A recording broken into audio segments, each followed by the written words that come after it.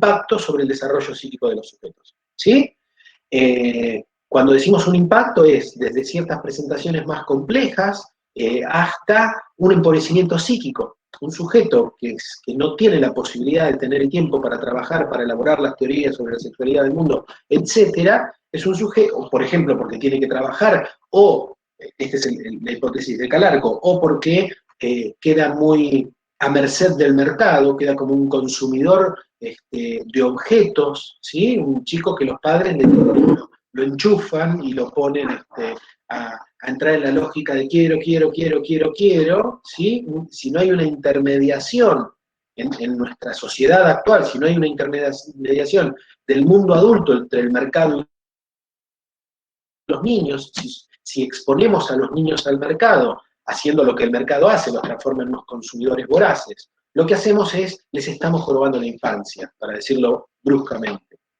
Es más, Calarco dirá que si los adultos no intervenimos, no intermediamos, no intercedemos entre el mercado y la infancia, lo que va a suceder es que la infancia como representación social corre peligro.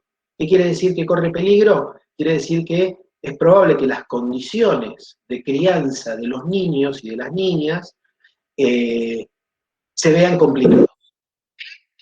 Ese es el planteo de Calarco. Sobre el final del texto de Calarco van a ver este planteo bastante contundente en ese sentido, es decir, nos da la responsabilidad a los adultos de decir, fíjense qué pasa con los niños. Él lo plantea hace algunos años, un texto que ya tiene algunos años, pero lo que dice es, si el niño trabaja, el niño cartonero como imagen, y el niño consumidor por otro lado, si dejamos expuestos a los diferentes efectos del mercado como consumo o como excluido del consumo, el niño cartonero como excluido del consumo y excluido de su lugar de niño, en realidad, ¿no? Los dos están excluidos del lugar de niño, porque un niño, esas cosas, la lógica de la moratoria es, eso es para cuando seas más grande, ¿sí? El consumo, el vértelas con el mercado y el tener que trabajar es para cuando seas más grande. Si desde el mundo adulto no resguardamos a los niños dándoles la moratoria que necesitan para poder, vuelvo a citarlo a Calarco, ser esos sujetos que juegan y elaboran teorías sobre la sexualidad y el mundo, lo que estamos haciendo es, estamos arrebatándole los tiempos de la infancia, ¿sí? Arrebatándole también en el sentido de arrebatar algo, de adelantar algo, de no permitir el tiempo necesario para que algo se desarrolle. Lo quemamos, para pensarlo desde cierto punto de vista. Bien, pero entonces, ese es el planteo de Calarco desde una lógica, si se quiere, más... Claro, profe, es como esa frase que dice quemar etapas. Exacto, sí, sí, sí. Y cuando digo quemar, es quemar. No es metafórico el punto de quemar, es decir, las consecuencias psíquicas las consecuencias que tiene sobre el psiquismo no permitirle a un niño que tenga esos tiempos, realmente son muy visibles. Creo que Schlemenson toma ese aspecto desde el punto de vista de las funciones paternas y maternas, ¿no? Si las funciones paternas y maternas no son sostenidas de determinado modo, lo que vamos a tener es o niños muy empobrecidos psíquicamente. Cuando digo muy empobrecidos es nada del mundo interesa, nada del mundo vale la pena. Si el deseo es un deseo, si el deseo en los sujetos es un deseo que nace alienado, si el deseo es el deseo del otro, si no hay un otro que desee y si no hay un corte vinculado con el deseo del otro, los dos movimientos tienen que estar, ¿sí? Alienación y separación del deseo del otro. Es tan importante nacer alienados como separarnos de esa alienación. Si no se dan estos movimientos, por momentos abruptos, que generan padecimiento o dolor psíquico, lo que vamos a tener es o sujetos que no pueden pensar por sí solos, o sujetos para los cuales el mundo carece de brillo, por ejemplo, este es uno de los costados que desarrolla Schlemenson, ¿sí? Nada es interesante en el mundo. Nada los despierta. Hay algo de el impacto que el mercado tiene sobre el deseo de los sujetos que va un poco en esa dirección, ¿no? Si todo es comprable y a su vez el mercado nos hace caer en la cuenta de su propio engaño, es decir, consumiendo el último de los objetos, realmente eso no nos colma, el mercado dice que eso nos colma, pero eso no nos colma, caemos en una especie de cortocircuito del deseo. Eso podríamos decir que sería la vinculación entre la forma particular del capitalismo y del neoliberalismo sobre el impacto de los sujetos, del deseo de los sujetos. Bien, pero sin irnos en esa dirección, vamos a, para comenzar a trabajar Schlemenson, a tomar dos aspectos. Por un lado, presentemos medianamente a Silvia Schlemenson. Perdón, vamos a dar un pasito atrás para retomar algunos de los aspectos que ya vimos. ¿Sí? Con Calarco establecimos una distinción entre la infancia, lo infantil y el niño. Lo infantil no está desarrollado estrictamente en Calarco. Calarco va a hacer una distinción entre la infancia como representación social y el niño como producto.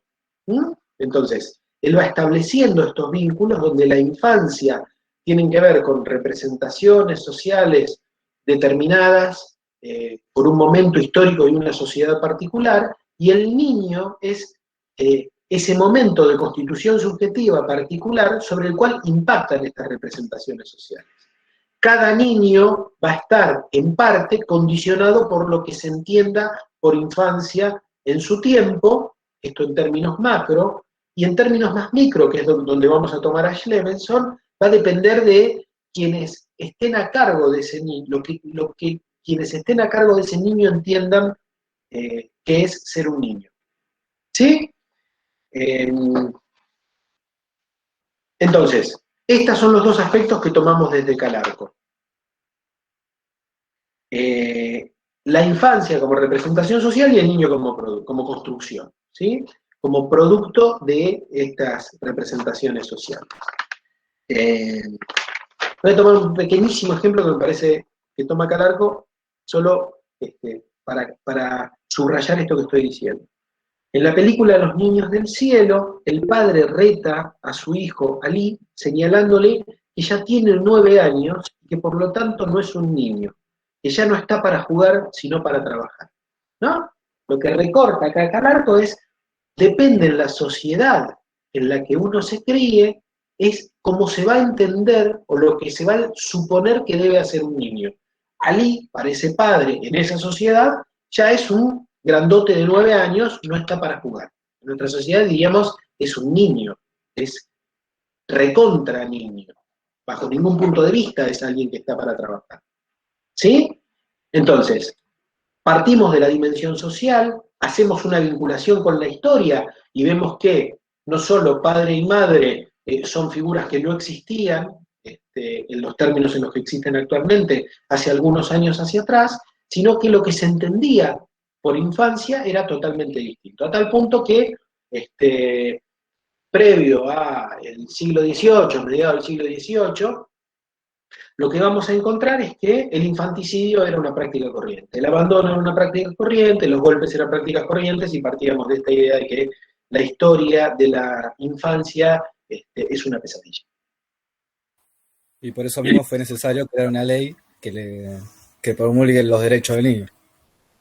No sé si fue necesario, lo que nosotros podemos decir es, la ley es el reflejo más claro del tipo de representación social sobre la infancia que se tiene actualmente. Las leyes son modos claros y plasmados de las representaciones sociales.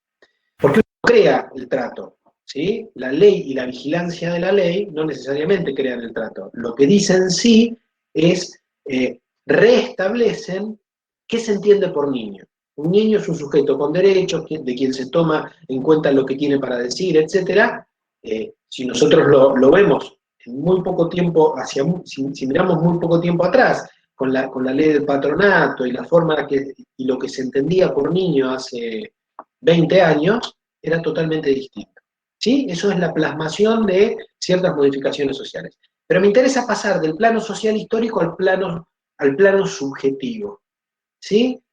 Es decir, decimos que hay un plano macro, un plano social que determina que tiene determinadas representaciones que impactan sobre el modo particular en el que alguien es niño en determinado momento histórico. ¿Sí? Hoy los golpes y ese tipo de cosas, las penitencias, ¿no? Estas imágenes que sucedían hasta no hace mucho tiempo en la escuela, el niño que no aprendía, que se portaba mal, se lo hacía arrodillar sobre maíz en un rincón. Esto parece de otra época, pero yo recuerdo relatos de ese tipo de tratos, o se les pegaba con el puntero en los dedos en la escuela a los niños. ¿Sí? Esto sucedió hace no mucho tiempo. Estoy hablando de la prehistoria.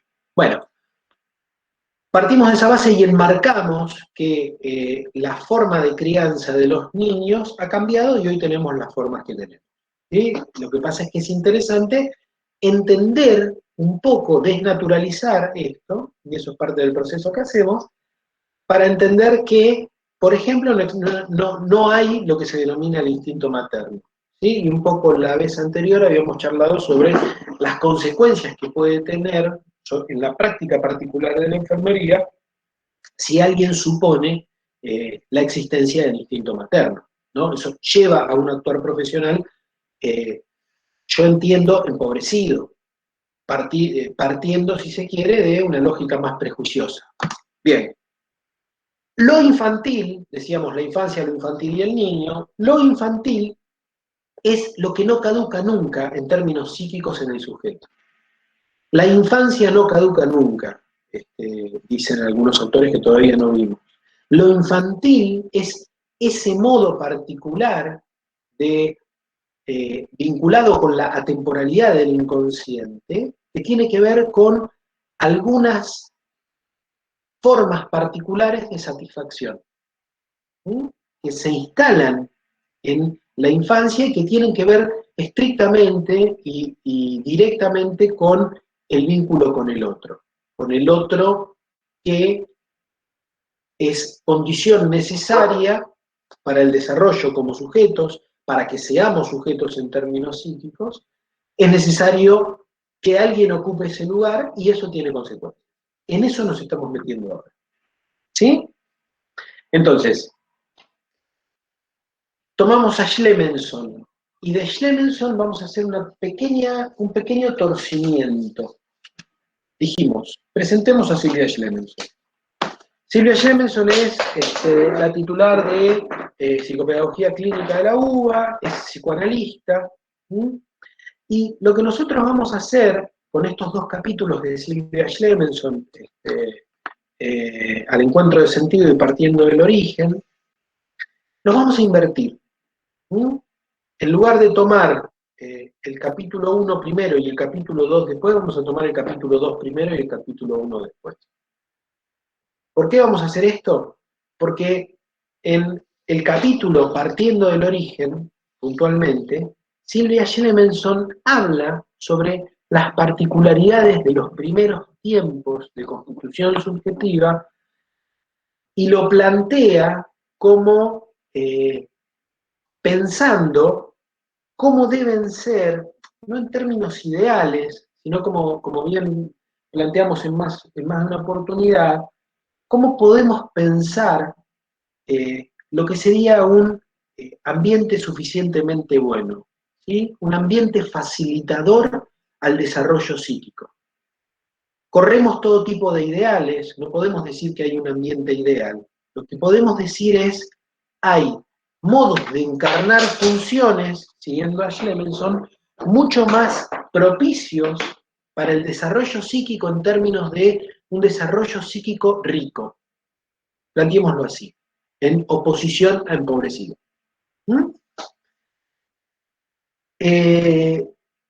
¿Qué aspectos vimos ya en el desarrollo de la materia vinculado con esto? Bueno, lo que nosotros ya vimos claramente es el tiempo y el otro constitución subjetiva. Esto es un apartado de la ficha de cátedra que vimos en la unidad número 1, tiempo y subjetividad del psicoanálisis.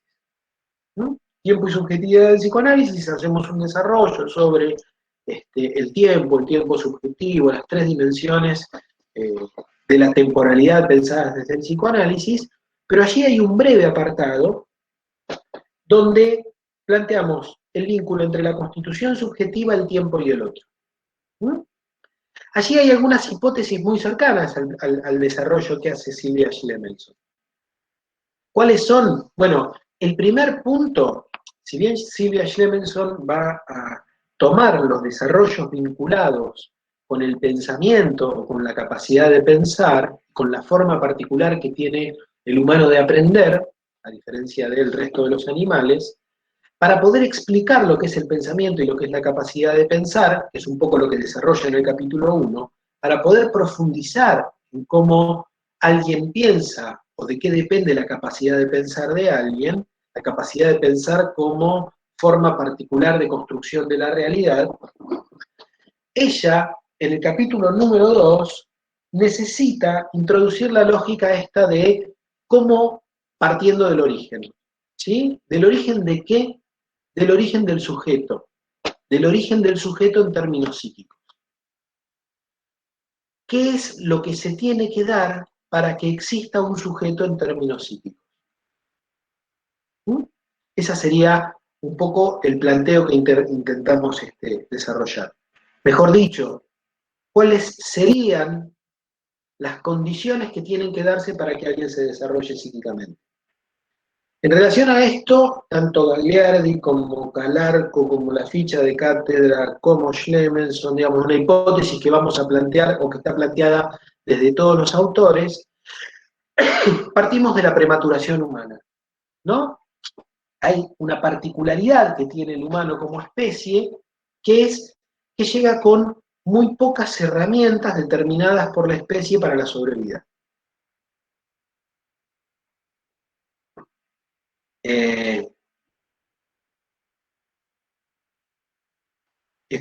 Leo a Schlemelson brevemente, pero Gagliardi plantea lo mismo, diferentes autores de los que fuimos viendo plantean lo mismo.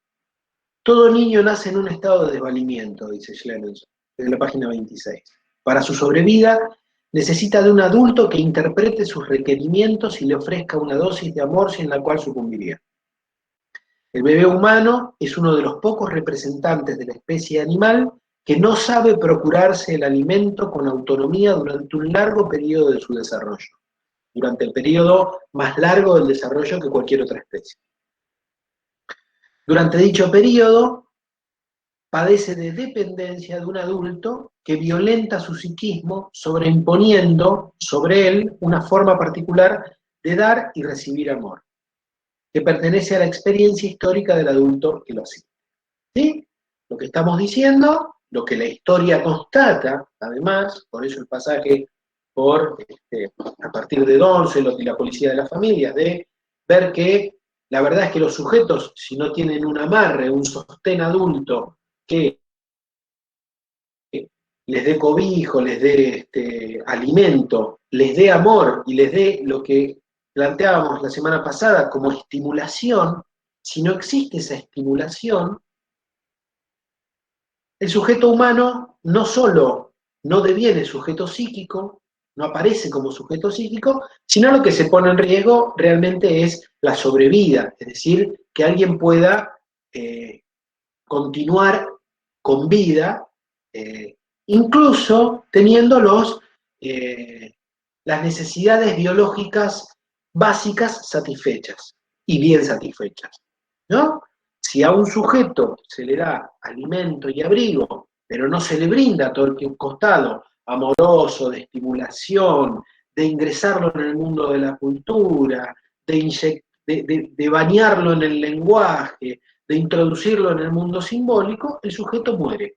Como podríamos decir que las necesidades psíquicas, la estimulación, el otro, el amor, la cultura y todo esto que venimos planteando, son necesarios al igual que los cuidados físicos. Es más, sin estos cuidados, sin estas particularidades, sin este modo de sostenerlo psíquicamente, el sujeto muere. Pero no el sujeto en términos psíquicos. El sujeto en términos psíquicos no se desarrollará, pero muere como cuerpo, muere biológicamente, muere, sucede lo que llamábamos hospitalismo o marasmo. ¿No?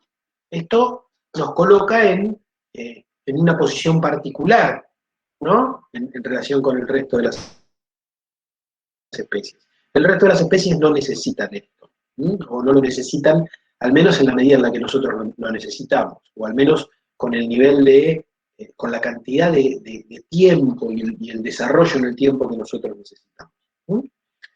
Eh, entonces, partimos del desvalimiento, de la prematuración humana, prematuración en oposición a otros animales, ¿no? La particularidad nuestra es que somos puntualmente desvalidos y que necesitamos de un otro.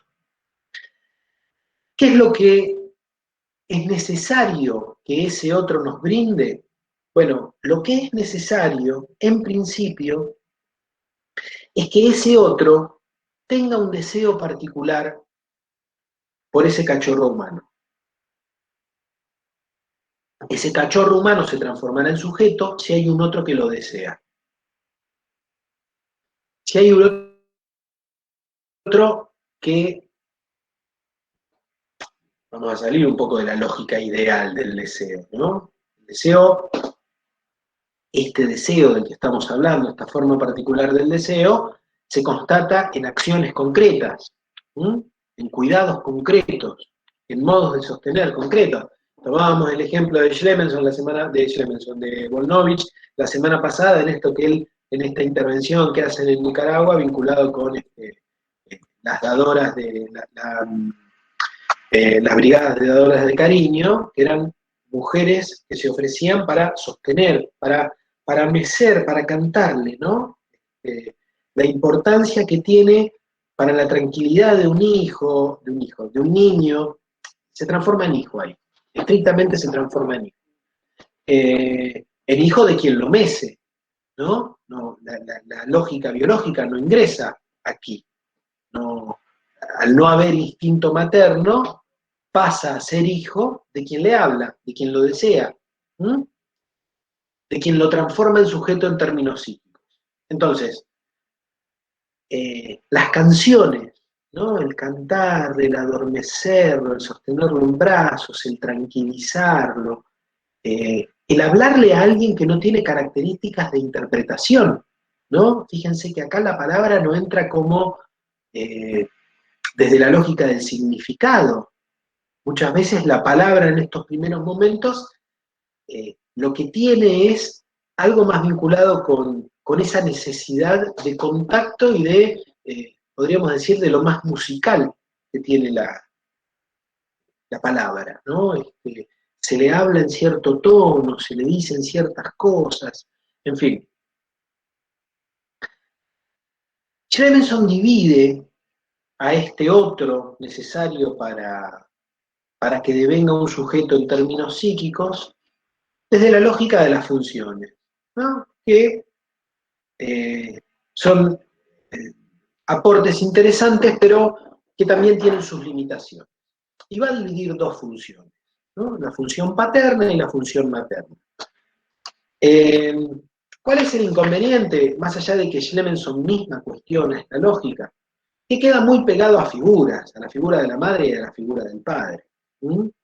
Y decíamos que tomando a algunos autores preferíamos retraducir esta lógica siguiendo el planteo de las funciones, pero pensando a la función materna como la función de, se la llama función materna, también llamada función amparadora primaria, ¿sí? Y la función paterna también llamada función simbólica de corte y diferenciación, de transmisión de la ley y la cultura. Función amparadora primaria y función de corte y diferenciación, lo podríamos pensar como no tan pegado a personas en particular, sino como dos tiempos, ¿sí? Incluso de un mismo vínculo, de un vínculo con el otro. Desde la lógica, lo pensaríamos desde la ficha de cátedra, desde la lógica de la alienación-separación. Es necesario la alienación amparadora, pero que también con posterioridad se dé la separación, el corte de esa alienación. No hay forma de que un sujeto en términos de deseo se desarrolle alienado. es necesaria la alienación, pero también es necesario el corte. ¿Mm? Entonces, pensamos las funciones más despegadas. Schlemenson las piensa más pegadas a las personas. Introduce algunos ejemplos, sobre todo en Río Cuarto, en Nicaragua también, en el capítulo número 1, donde la función materna la cumple, debido a cuestiones históricas de Nicaragua y de ciertas guerras, etc., la función materna, función amparadora primaria, la cumplen las abuelas, y la función paterna o de corte y diferenciación la cumplen las madres. Las madres trabajan todo el día afuera, las abuelas quedan al cuidado de los niños, bueno, en fin. Propongo tomar lo que nos sirve de la lógica de las funciones y también desarmarlas un poco. También una madre sea, también alguien que cumple la función materna, sea una madre soltera, un padre soltero, un tío soltero, una persona, un otro que críe, alguien que, una mujer o un hombre, o sin importar el género, un sujeto, digamos, un sujeto que adopta a una criatura, esa criatura puede tranquilamente desarrollarse en un buen ambiente si se logran estos movimientos de alienación y separación. Para no pensar que tiene que haber al menos dos personas, una que cumple esta función y otra que cumple esta otra. De hecho, lo que vamos a ver un poco es que la función paterna la pensamos más como siendo parte de la lógica del deseo materno. Tranquilos, sé que esto tiene algún grado de dificultad, lo vamos a desarrollar. Bien. A partir de la relación inicial, dice Schlemenson, se constituye una realidad entre el niño y la madre, donde, la función materna, lógicamente, donde la realidad pasa a ser, toda la realidad pasa a ser ese vínculo. A los pocos meses del nacimiento, dice Schlemenson, la madre o quien cumple la función, o el otro que cumple la función amparadora primaria, abandona la asistencia incondicional a los requerimientos del niño e integra en su atención al padre o su equivalente libidinal. ¿Sí? Al padre o su equivalente libidinal. ¿Qué es la libido?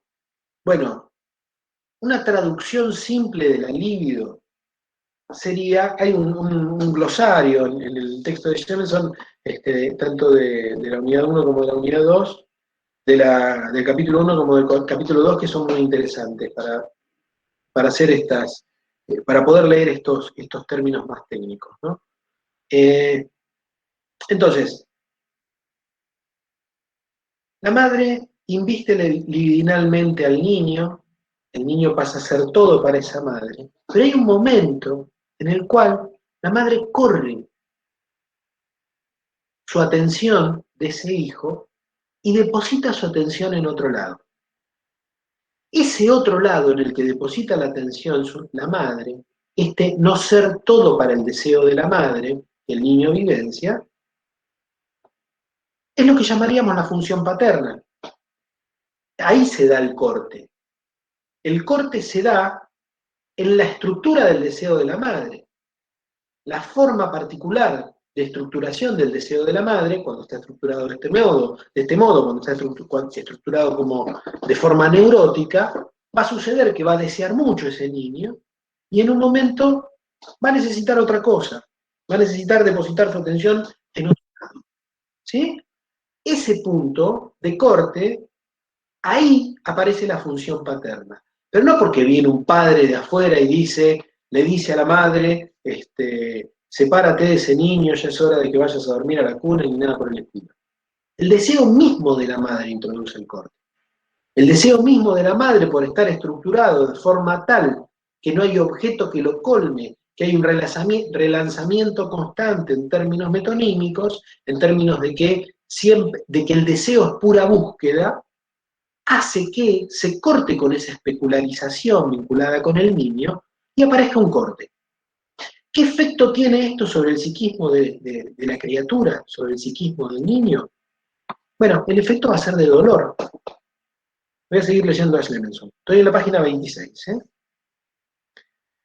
Cuando la madre comienza a ocuparse de otras situaciones que la asistencia incondicional al niño, se produce una primera ruptura de ese espacio único, fundante y privilegiado en el que el niño había sido colocado por ella.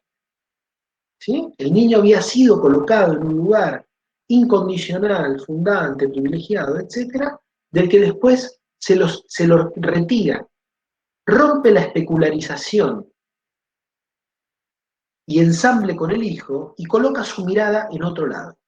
Esta ruptura produce en el niño desencantamiento y sufrimiento psíquico. ¿Sí? Hay una ruptura ahí con el ser todo para el deseo del otro que genera sufrimiento psíquico. El sujeto nunca se recupera totalmente del sufrimiento que provoca la ruptura del estado monádico. El sujeto nunca se recupera totalmente del sufrimiento que provoca la ruptura del estado monádico. ¿Qué estamos diciendo con esto? Es lo que planteábamos cuando veíamos duelo como la condición previa necesaria para que un duelo acontezca. Haber sido deseado por un otro, haber sido colocado en la asistencia incondicional, en ese espacio único, fundante y privilegiado, y haber sido desterrado de ese lugar, con todo el dolor que eso causa, es la condición necesaria para que exista el deseo, es decir, a partir de ese corte, de esa separación, de ese quedar en parte desalojado, de haber sido alojado y caer en la cuenta de que no se es todo para ese deseo, de que no se es todo para el deseo del otro, provoca un movimiento de búsqueda. A partir de allí, podríamos decir, son puntos difíciles de pensar en términos empíricos, ¿sí? Aunque tienen un asidero empírico. Pero un sujeto es alguien que puede narrar cómo fueron esas circunstancias, ¿sí? Esto se desprende de lo que los sujetos dicen sobre el lugar que se ocupó y del lugar del que uno quedó desalojado, o mejor dicho, del que uno quedó privado. El sufrimiento y la carencia solo se compensan con la búsqueda e intentos de encuentros de nuevos espacios, sujetos y atributos que en algunos de sus rasgos convocan aspectos consonantes de la relación perdida. Hay un lugar perdido y hay una búsqueda constante de un lugar perdido y de una búsqueda imposible. Esto marca la estructura del sujeto como sujeto de deseo. Esto es la forma particular en la que alguien se constituye y cómo a partir de ahí se pone en movimiento el deseo con las particularidades que tiene. Nunca se va a lograr alcanzar ese lugar que se perdió. Ese lugar que se perdió es un lugar mítico. Es un lugar que tiene una funcionalidad en términos psíquicos, pero que no es hallable. Nada de lo que nosotros pensamos que nos va a dar, que nos va a permitir volver a esa instancia, ningún objeto cumple esa función en su totalidad. Podríamos decir que algo de esto se pone en juego en el enamoramiento. Cuando uno está enamorado, en ese momento tan particularmente loco que implica el estar enamorado, cuando uno se enamora, por momentos cree que se está acercando a este momento fusional. El gran tema con el enamoramiento, en líneas generales, es que en algún momento aparece el otro. Y parece que el otro se parece bastante poco a lo que nosotros creíamos y es bastante más desastroso de lo que nosotros suponíamos mientras estábamos enamorados. Hay nos vamos a tener que poner, a ver, ahí nos vamos a tener que amacar para ver si podemos hacer algo con la desilusión que implica el desenamorarse. Esto lo vamos a ver más adelante y vamos a plantear los tips necesarios como para amar del mejor modo. No, esto no lo vamos a hacer. Pero bueno, vamos a ver qué quiere decir estar enamorado y poder aguantar el desenamoramiento. Bien, este movimiento que planteamos como en el inicio del sujeto deseante es lo que planteábamos como prerequisito necesario para que alguien haga un duelo, por ejemplo, y no una melancolía, porque un duelo lo que viene a poner en juego en gran medida es que perdemos algo de vital importancia, volvemos a quedar fuera de un lugar, volvemos a quedar descolocados en relación a qué éramos nosotros para ese otro. Bien, ¿se entiende la vinculación entre duelo y constitución subjetiva? Era algo de lo que charlábamos puntualmente cuando veíamos duelo.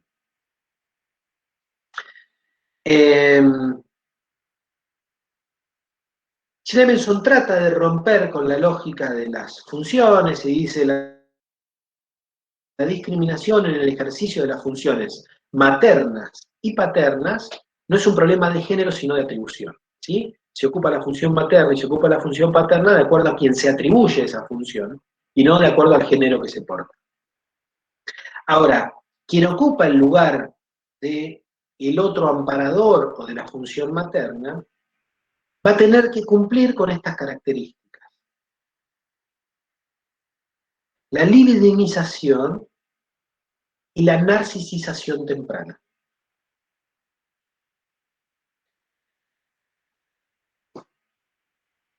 Cuando decimos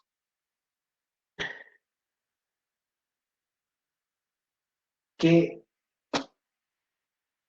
alguien le habla a alguien que no entiende, cuando le decimos que un otro adulto le habla, vamos a decirlo un poco más ajustado, le habla amorosamente a un otro que no entiende,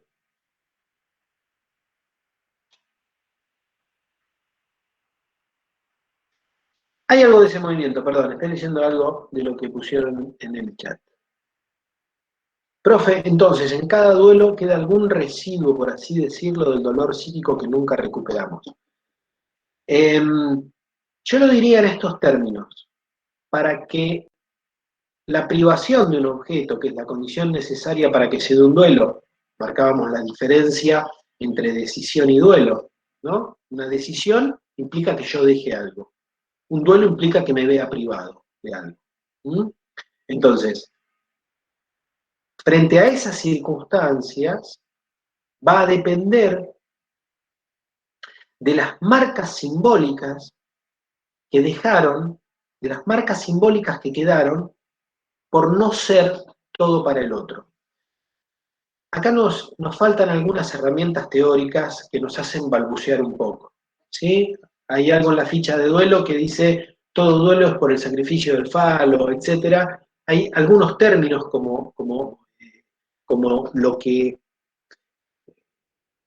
bueno, justamente como el término, como la noción de falo, nos faltan para poder terminar de ajustar un poco más precisamente en términos teóricos la vinculación entre estos tiempos de no ser todo para el otro y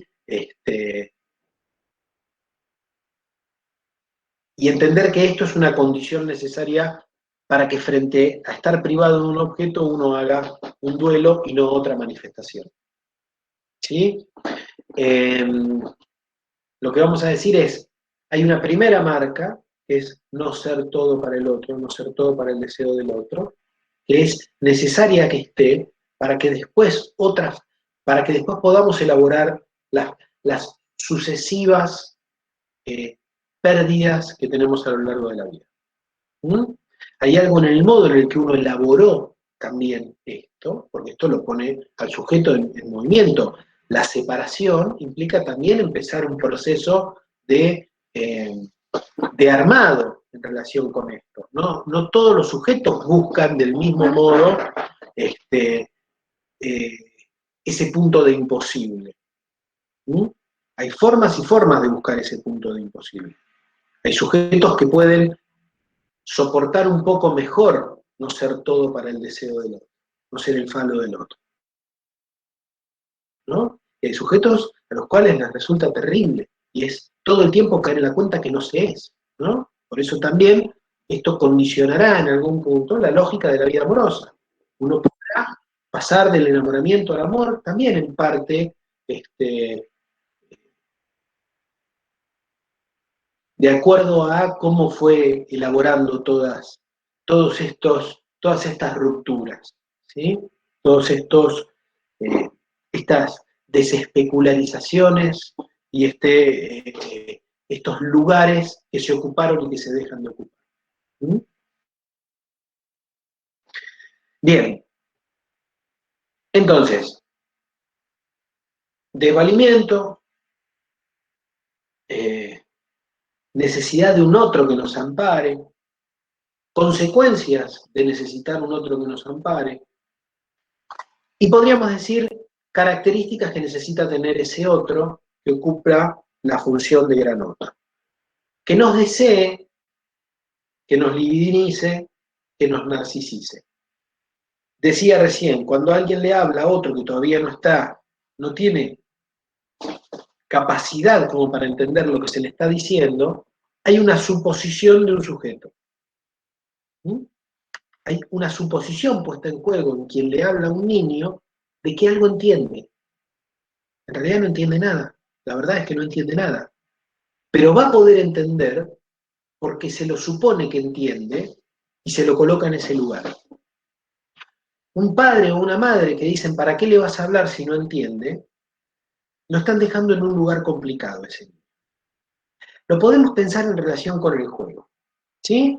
A ver, Schlemenson toma algunos aportes de Piero Lanier y dice, la madre es el portavoz o la función materna o el otro o la función amparadora primaria, es el portavoz de la cultura, lo asiste con toda su cultura.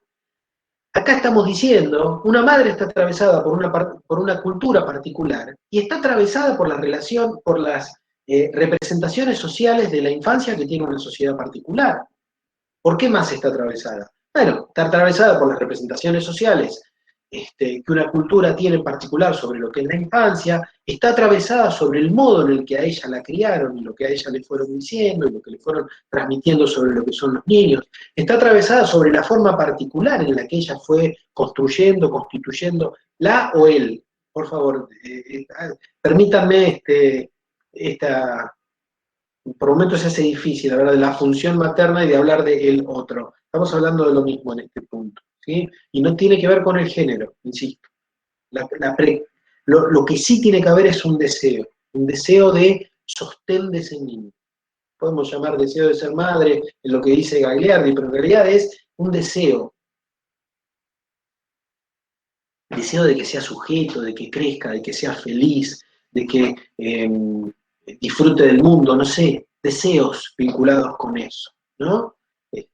Deseos que tienen un poco esta lógica de que se pone en el otro algo que uno quiere que el otro sea. Eso es la suposición de un sujeto, ¿sí? Entonces, allí hay una violencia primaria, va a decir Schlemenson siguiendo a Piero Lanier, entendiendo como violencia primaria, estos términos de Piero Lanier están fundamentalmente desarrollados en un libro que se llama La violencia de la interpretación. Ustedes tienen un pequeño fragmento ahí en el Moodle, de la violencia de la interpretación de Piero Lanier, que son de quien Schlemenson toma algunos términos. La violencia primaria es la violencia que el otro ejerce sobre alguien que no pidió ser interpretado. ¿Mm? Hay un niño que llora. Y hay un otro que desea a ese niño que lo interpreta. Interpreta ese llanto. ¿Con qué interpreta ese llanto? Con su cultura, con su historia, con su biografía, con su bagaje. ¿Mm? ¿Qué va a ser ese llanto? Ese llanto va a ser un berrinche, va a ser hambre, va a ser frío, va a ser lo que el otro interprete. ¿Mm? Van a ser cólicos, va a ser un demonio que son los demonios que rondan los primeros meses de la vida y que está tratando de sacárselo. Digo, con la cultura que cada uno tenga, interpretará ese llanto. Ese llanto que pertenece al orden de la necesidad para ese niño. El llanto sí es la expresión de un malestar. Nosotros no sabemos qué malestar tiene el niño. Nosotros solo vemos al niño que está llorando. Hay un poema de Juan Gelman que está en la parte de los poetas son aliados valiosísimos, que se llama Niños. Es interesantísimo, él va haciendo todo el tiempo este juego, ¿no? Pero ¿qué le pasa al niño? ¿No? Yo solo veo al niño que está llorando, pero el niño, ¿qué tiene? ¿Qué es lo que le sucede al niño? Lo que le sucede al niño no lo sabemos ni lo vamos a saber nunca. ¿Lo sabemos o no lo sabemos? Sí lo sabemos porque nuestro deseo, el deseo que está puesto sobre ese niño, nos lleva a interpretar con nuestra cultura y a querer colmar esa necesidad con lo que tenemos a mano. Lo abrigaremos, le moveremos los pies suponiendo que son cólicos, lo abrazaremos pensando que es una angustia. Le daremos lo que nosotros creemos que esa necesidad requiere. Pero la verdad es que lo que le damos es una interpretación. Y le damos una interpretación que ese niño no pidió, ese infans no pidió. El término infans, hago un pequeño paréntesis, es un término que incorpora Lacan puntualmente para distinguir el tiempo en el cual el infantil sujeto aún no habla. Cuando vean infans en el texto, es un modo de decir el sujeto que todavía no puede hablar, el sujeto que requiere ser interpretado. Pero requiere ser interpretado, no porque él no está pidiendo ser interpretado. Hay una idea de que él necesita ser interpretado por su desvalimiento, que se introduce esta violencia primaria y esta interpretación, solo la va a introducir quien tiene algún tipo de deseo vinculado con ese niño. Quien no desea a ese niño va a decir que está haciendo berrinches. O va a decir, callen a ese niño. O va a decir, un niño es un marasmo de caca y lágrimas, como dice Borges. Para quien no desea al niño ese, va a ser un marasmo de caca y lágrimas. Un problema, podría decir alguien que no tiene deseos de ningún orden vinculado con las funciones paternas o maternas. Alguien que te complica la vida, podría decir, ¿no? Alguien que no tiene, que está lejísimos de ocupar ese lugar de otro que desea el niño. Ahora, desde ese deseo se interpreta, y esa interpretación produce una violencia sobre el psiquismo. Una violencia necesaria. Es necesario que alguien sea violentado en términos interpretativos para su constitución subjetiva. Y va a tener consecuencias la forma en la que se interpreta, ¿no? No es lo mismo interpretarlo de un modo que de otro, pero siempre quien ocupa ese lugar de otro interpretará desde su cultura, desde su biografía, como bien decía. Y ocupará también, quien cumpla esa función, quien ocupe ese lugar,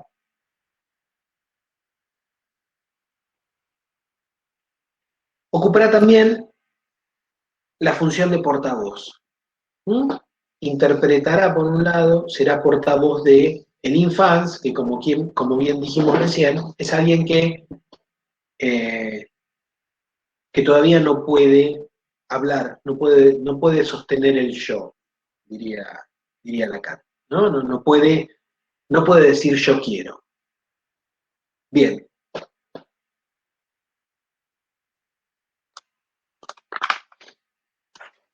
A ver. Clemenson continúa con esta idea de las funciones, de las que bien dijimos es interesante despegarse un poco porque limitan, suponen que tiene que haber dos personas, una que cumpla tal función, otra que cumpla tal otra, cuando en realidad podrían ser podría ser un mismo sujeto en tiempos distintos, ¿no? Lo único que se necesita para que se provoque la separación es que se haya dado la alienación, en primer lugar, y que el deseo de esa madre se coloque en quien cumpla la función paterna o quien ocupe libidinalmente ese lugar. Que se desee otra cosa. Que se dé el corte se da porque quien cumple la función materna desea otra cosa. Cosa inevitable si ese otro es neurótico. Necesariamente va a desear otra cosa. ¿Porque dejó de desear al niño? No, por la estructura del deseo. A ese niño también se lo sigue deseando, pero no todo el tiempo. ¿Mm? También tengo ganas de trabajar, irme de joda, salir a caminar, lo que fuere. No importa qué, ponerme a leer, irme a tomar un helado, cortar el pasto o mirar una serie. ¿Mm? Entonces, algo de la estructura del deseo del otro es lo que provoca la separación.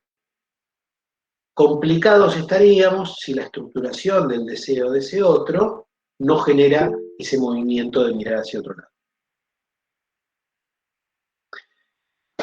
Bien, acá preguntan por la narcisización temprana. Nosotros no nos da el tiempo para meternos en lo que es la narcisización, ¿sí? Pero lo que vamos a decir es que la constitución del yo y del narcisismo se dará necesariamente a partir de ser deseado por un otro y tiene que ver con un movimiento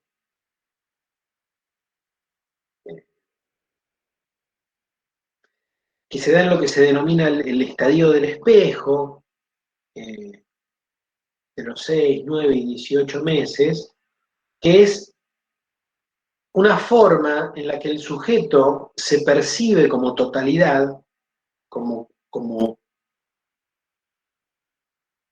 se percibe su propio cuerpo como un todo, percibe psíquicamente su cuerpo como un todo, incluso antes de tener las capacidades neurológicas para percibirse como un todo. Es complejo de plantear, pero digo, que nosotros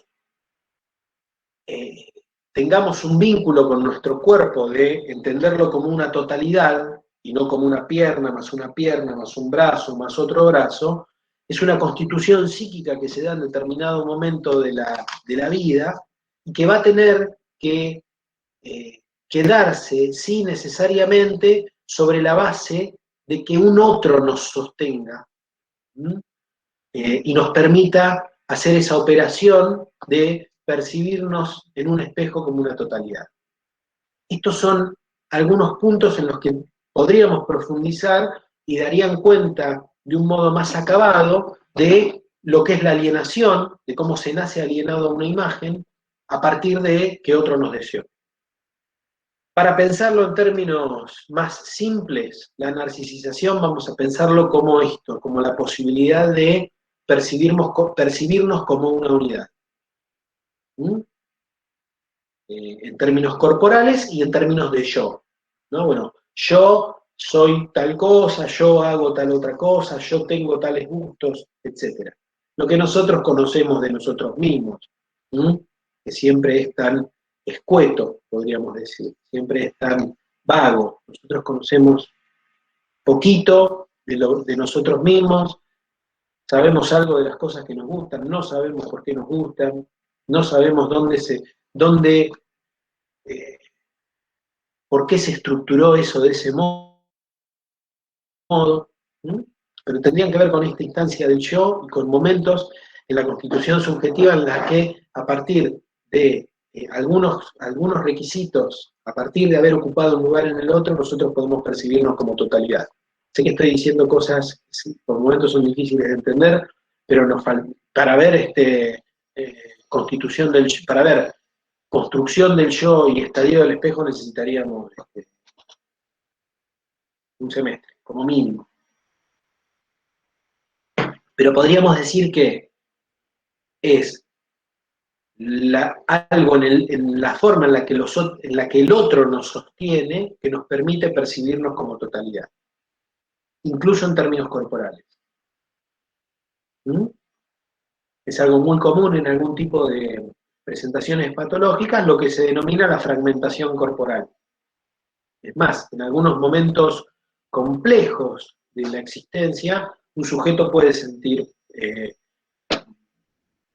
algo de despersonalización, de que se ve desde afuera, algo de cierta fragmentación corporal, sentí que la cabeza se me iba, no sé qué.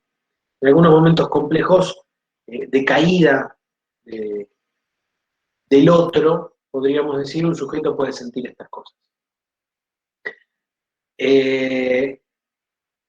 Lo vamos a retomar en parte cuando veamos adolescencia.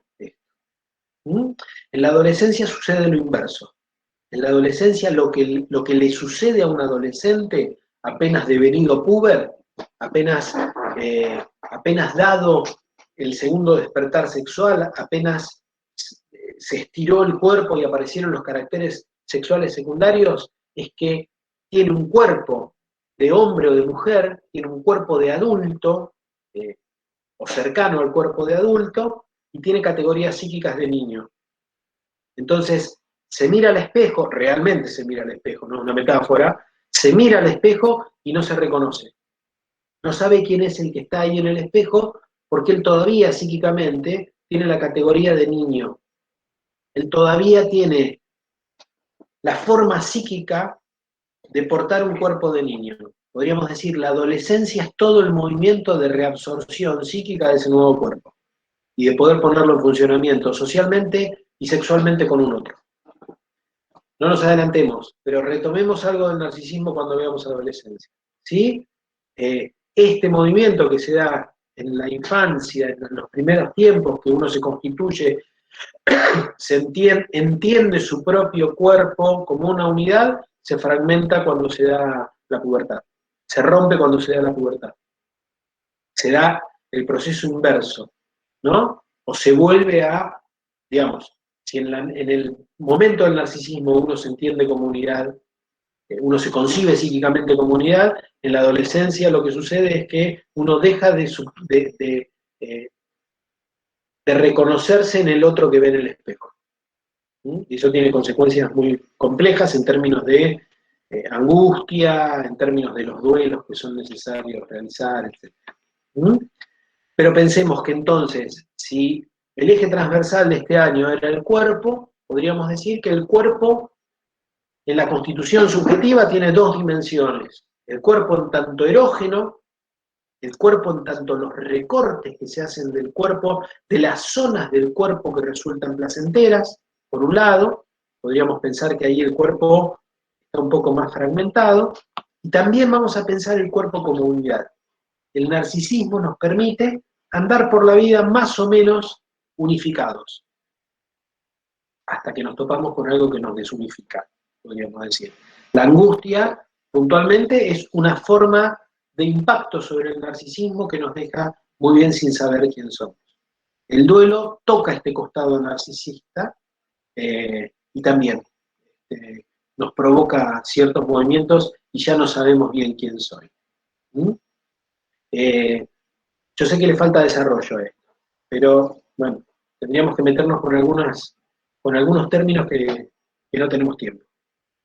Desde esta lógica de las funciones, como continuábamos diciendo con Clemenson, ella plantea que hay cierto tipo de relaciones maternas y paternas filiales que facilitan u obturan el momento de pasaje de la legalidad familiar primaria a la institución secundaria. Decíamos, Clemenson hace un movimiento para pensar qué es el pensamiento o la capacidad de pensar, y cómo eso tiene que ver con la construcción de la realidad. Y parte de cómo es el aprendizaje en el humano, y para explicar cuáles son algunos de los puntos que condicionan el aprendizaje, que condicionan la capacidad de pensar, el pensamiento y la construcción de la realidad, necesita introducir todos estos aspectos necesita partir del origen, o partiendo del origen, como bien se llama su su capítulo 2. E introduce todo esto. Es necesario un otro, una función materna con determinadas características, una función paterna con determinadas otras características. Es necesario que otro nos desee, que nos violente simbólicamente, que nos violente interpretativamente, que nos narcisice, que nos divinice, que nos envuelva en lenguaje, en cariño, etc. Y también es necesario que eso se corte. Y eso tiene ciertas consecuencias. La forma en que las funciones paternas y maternas o amparadora primaria y de corte y separación se dan, tiene efectos sobre la construcción del psiquismo, tiene efectos sobre el aprendizaje, tiene efectos sobre la riqueza o pobreza del mundo para ese sujeto. Aquellos niños a los que con silencio se les refuerza la endogamia no ingresan al campo social y sufren por eso fuertes restricciones cognitivas que se reflejan en la pérdida del interés por el mundo. No todas las familias facilitan ese pasaje. La madre es, dice Schlemenson, vamos a irnos por ahí a una dimensión un poco más práctica. La madre es, la madre o su equivalente es quien define el mundo de lo íntimo, de lo permitido, de lo placentero, de lo deseable, de lo evitable, de lo prohibido. En el ejercicio de su función, actúa como agente de satisfacción de necesidades biológicas y como transmisora de homogeneización y cultura. Va delimitando el mundo, lo placentero. Sí. ¿En qué parte estás leyendo? Recién leí la página 26. No, perdón, 27. Listo, gracias.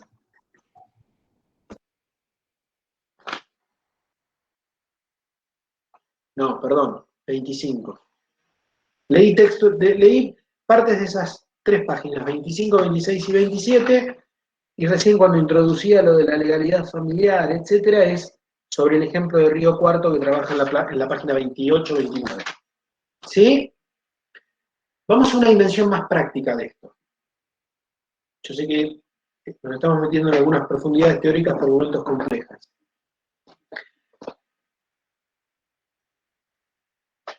Un padre y una madre, un niño que viene perdiendo peso insoportablemente, mal. No viene cumpliendo con los controles pediátricos acordes a su edad. No solo no viene cumpliendo, sino que viene bajísimo en la curva, no sé si entra en el percentil 5, supongamos, de pediatría, de peso, no de altura, la altura viene un poco mejor, supongamos que entra en el percentil 35, 40, pero de peso bajísimo.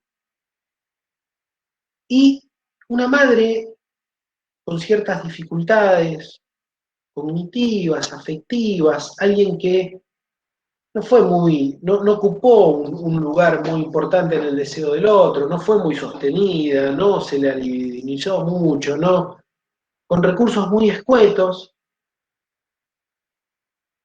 Se entrevistan a los dos padres y uno ve que el nene gateaba por el consultorio, en una consulta psicológica, el nene gatea por el consultorio.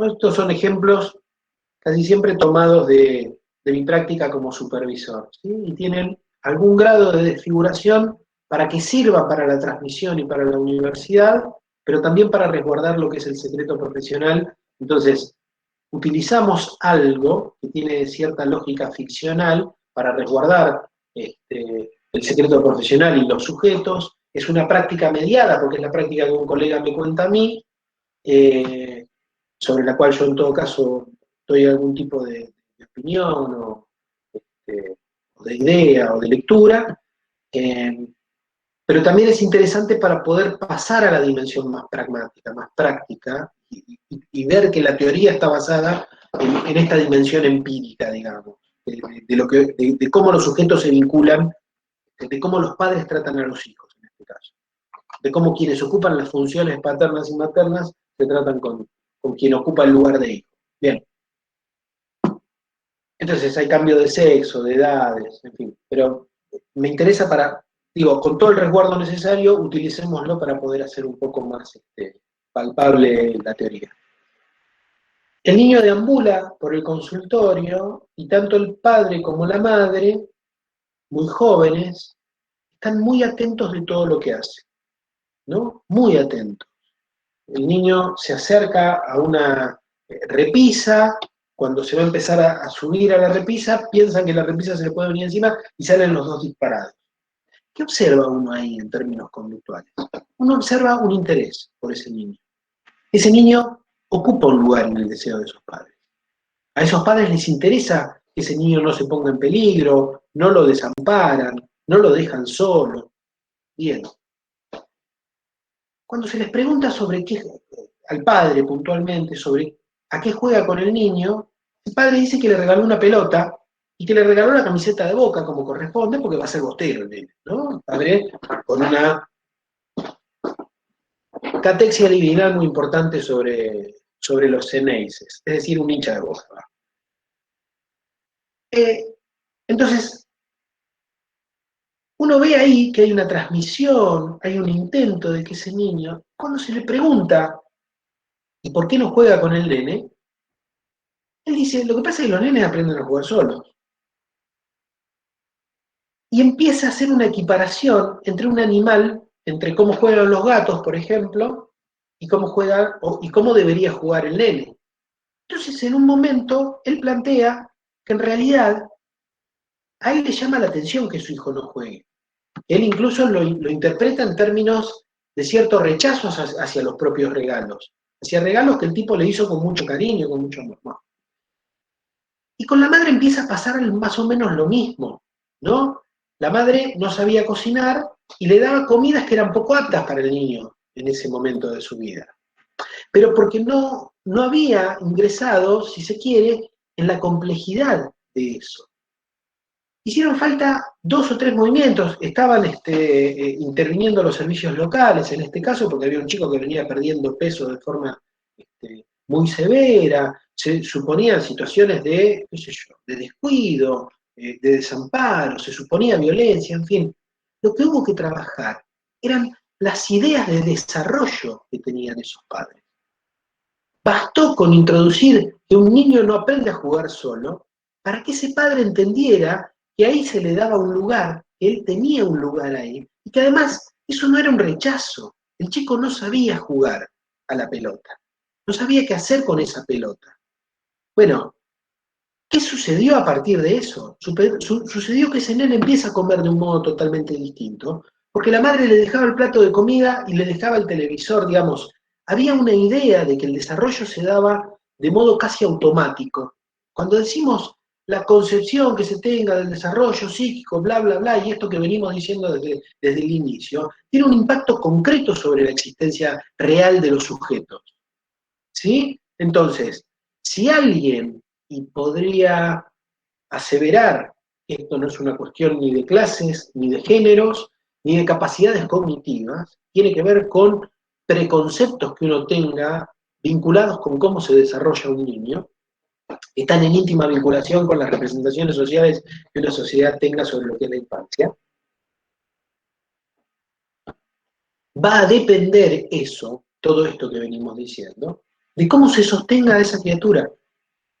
Esos dos padres que estaban tan observados institucionalmente desde el sistema de salud, desde niñez, a partir de los servicios locales que se desprenden de la ley de promoción y protección de los niños, niñas y adolescentes, pudieron ser padres de un modo totalmente diferente, pudieron ocupar el lugar de otros de un modo totalmente distinto, cuando se los pudo acompañar en modificar la idea de lo que es el desarrollo psíquico. El padre ese empezó a jugar y empezó a encontrar una satisfacción totalmente distinta en jugar con ese niño, en jugar con su hijo que hoy, no sé en qué andará, qué sé yo, pero que se transformó en un pequeño bostero, ¿sí? Se transformó en un pequeño hincha de Boca, en alguien con quien encontraron una complicidad a partir de la pelota, del juego, etcétera, que no se la podía dar la idea que el padre tenía de desarrollo psíquico, es decir, de cómo un niño aprende a jugar.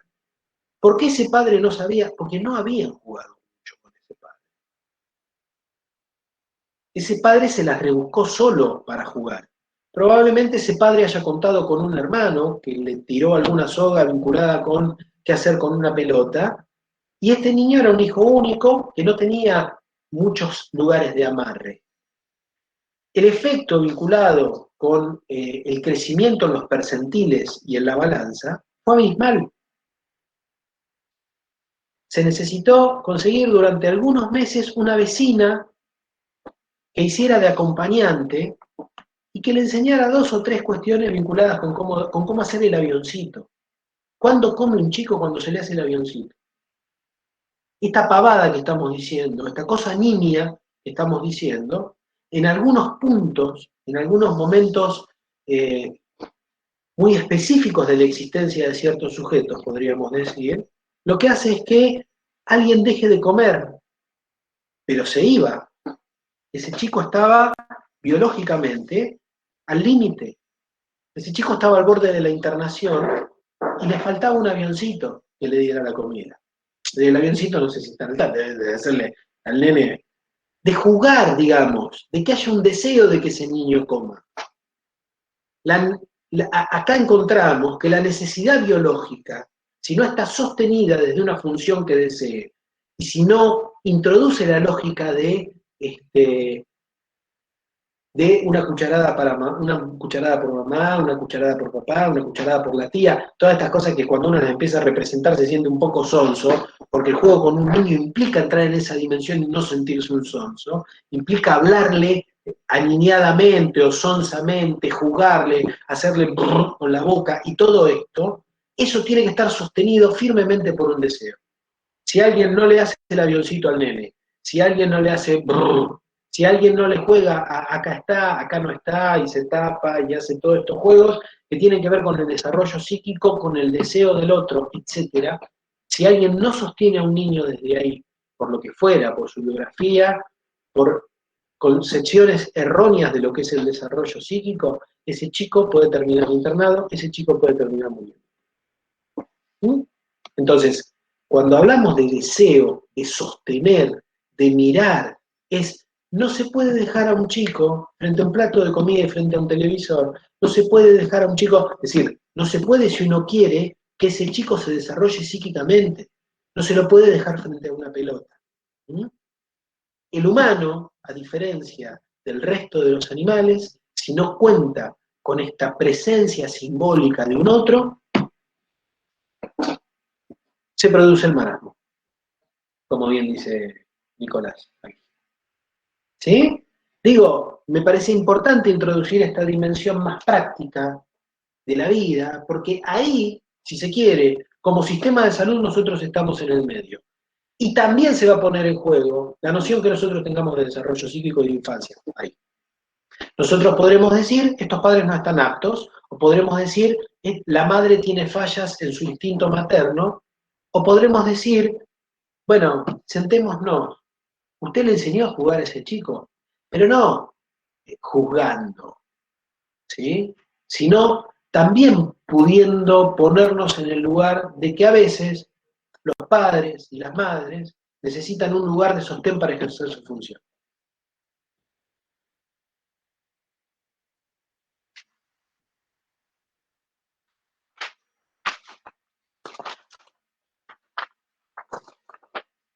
Bien.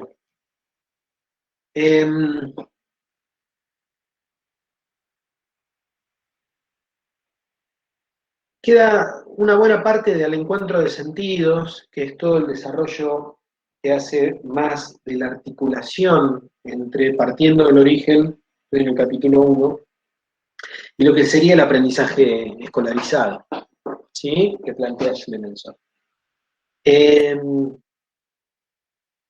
No lo vamos a desarrollar ahora porque tendríamos que ir muy ligero, tengo la sensación de que abordamos una buena cantidad de temas.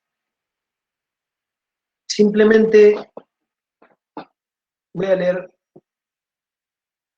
un párrafo de la página 17, el anteúltimo.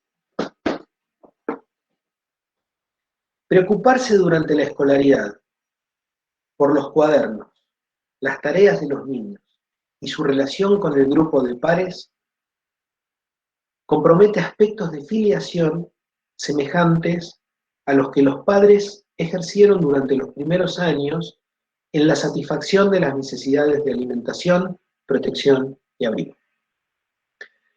Preocuparse durante la escolaridad por los cuadernos, las tareas y la relación que el niño tiene con sus compañeritos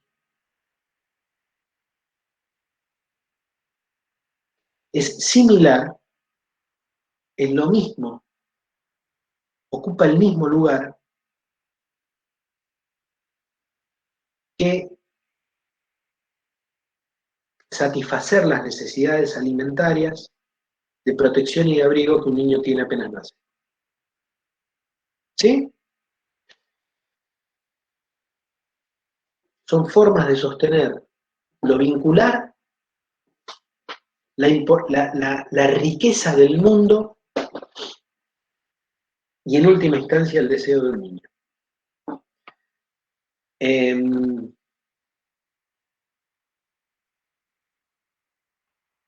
El sistema de salud es muchísimas veces interlocutor de estos aspectos.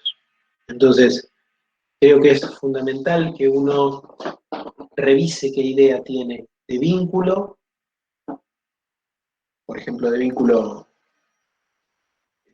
madre-hijo, padre-hijo, y de desarrollo psíquico.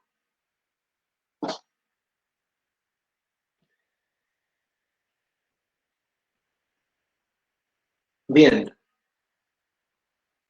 ¿Hay preguntas?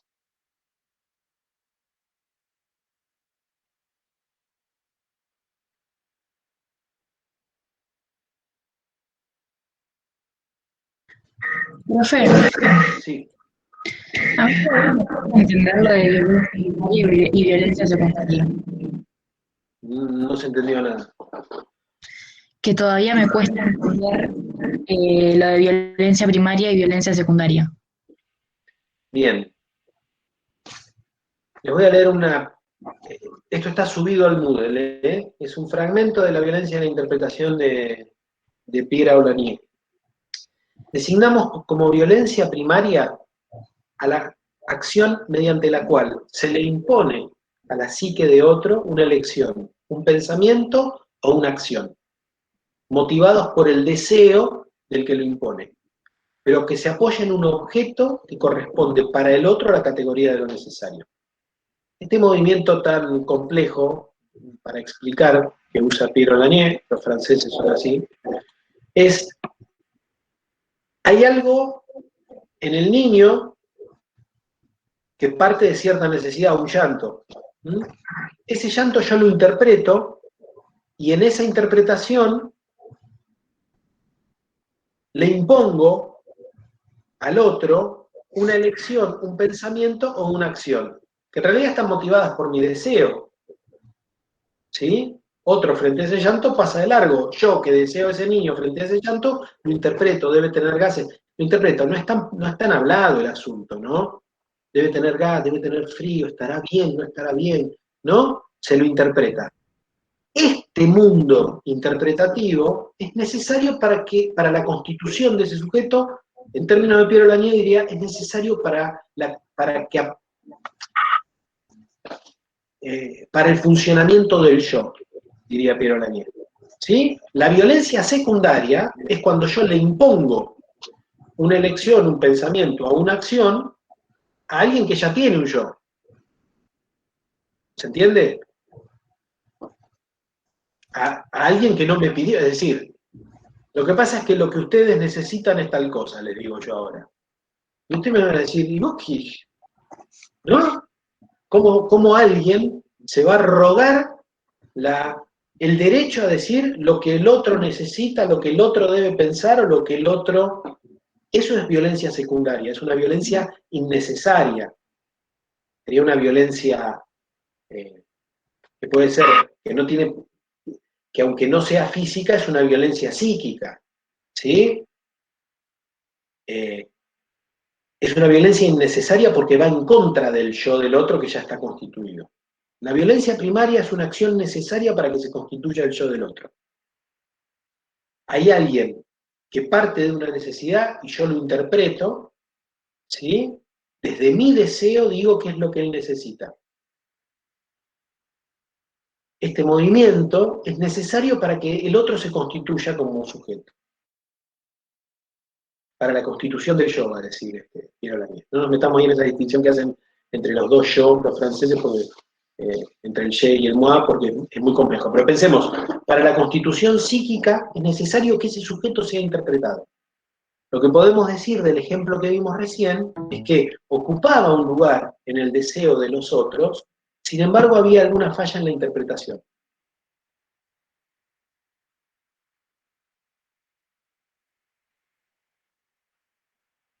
No era un niño no deseado, era un niño deseado que le faltaba interpretación. Cuando los padres empezaron a fomentar toda esta cuestión de interpretarlo y de acompañarlo y de ponerle palabras a lo que él no podía decir todavía, las palabras que se le ponen a alguien que todavía no puede hablar son propias, no son del otro. ¿Sí? Se le impone un idioma, se le pone un nombre. ¿Quién pidió eso? Y eso después lo van a facturar en la adolescencia con creces. ¿Por qué me pusiste tal nombre? ¿Por qué vivimos en este país? ¿Por qué me diste esta religión? ¿Por qué me pusiste esto si yo no te lo pedí? Movimientos libidinales,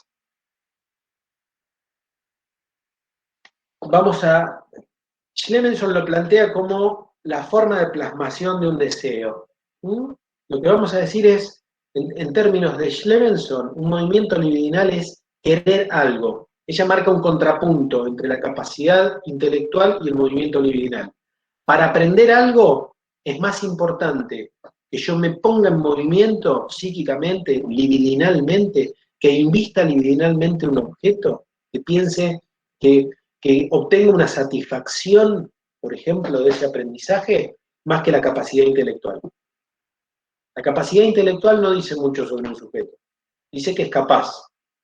El movimiento libidinal lo que dice es que ese sujeto se pone en movimiento para aprender un objeto de la realidad. ¿Qué van a necesitar para aprobar el parcial? Movimiento libidinal. ¿Vinculado con qué? Con obtener una satisfacción en la lectura de Freud, por ejemplo. ¿Qué quiere decir el tipo y volver y eso? Movimiento libidinal es todo el movimiento psíquico que se pone en funcionamiento, por ejemplo, para aprender algo. Nuestros gustos, lo que nos interesa. Interés sería una forma de traducción. Busquen movimiento libidinal o líbido en el glosario de Schlemenson.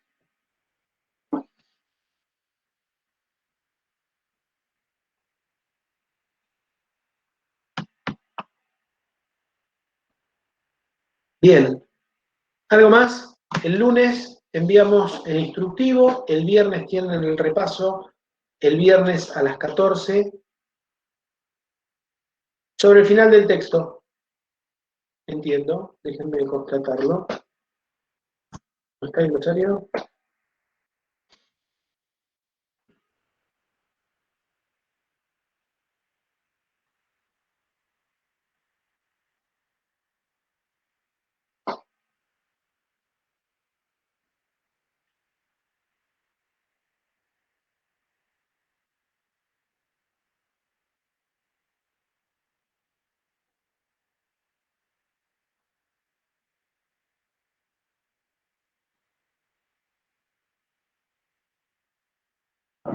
Profe, una consulta.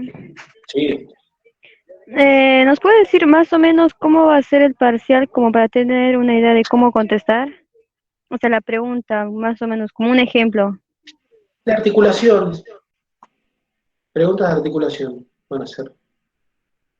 El glosario está sobre el final de los textos de Schlemenson. ¿Ah?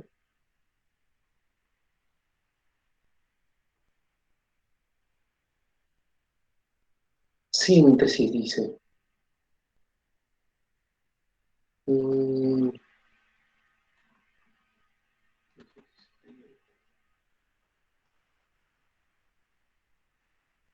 El glosario. Dice el glosario, sin ir más lejos.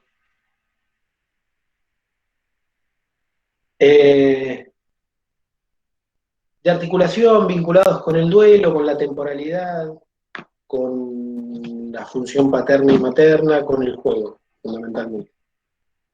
¿Sí?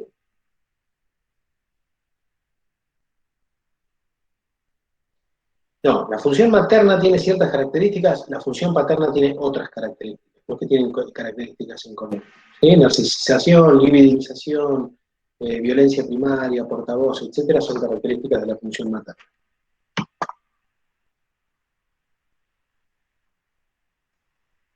Bien. Recuerden que cuentan con el repaso del viernes próximo a la mañana. ¿Sí? Profe, el repaso es cada uno de nuestras respectivas comisiones de prácticas. Salvo la de Jorge, que va a ser en un horario que creo que va a ser también a la mañana temprano, pero eso lo acuerdan directamente con él. Ah, claro, esa la tienen a la tarde. ¿Cómo? Sí, sí, es en el horario de comisión. La única comisión que esa tarde no va a tener práctico y que va a pasar a la mañana como repaso es la comisión de Jorge. ¿Sí? Si la pregunta venía por el lado de si pueden ir a repaso de otras comisiones, qué sé yo, quienes van a corregir los parciales son los ayudantes de cada ayudante de cada comisión corrige sus parciales. Cada ayudante de cada comisión sabe perfectamente cuáles fueron los temas abordados y de qué forma. Si me preguntás a mí cómo sería lo más lógico, es tener el repaso con el ayudante de la comisión, como tener la cursada con el ayudante de la comisión y que sea quien corrija el parcial.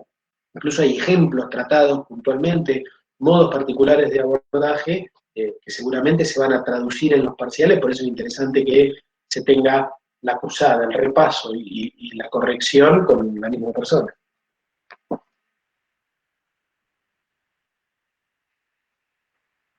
Bien. Cualquier otra cosa que necesitan, envían correo o nos escriben al Moodle. ¿Sí? Buen fin de semana, que tengan buena semana, estudien mucho, pongan en funcionamiento el movimiento liminal vinculado con psicología del desarrollo. Chao, profe. Gracias. Gracias, chao. Y que sea placentero como todo movimiento liminal desde ya.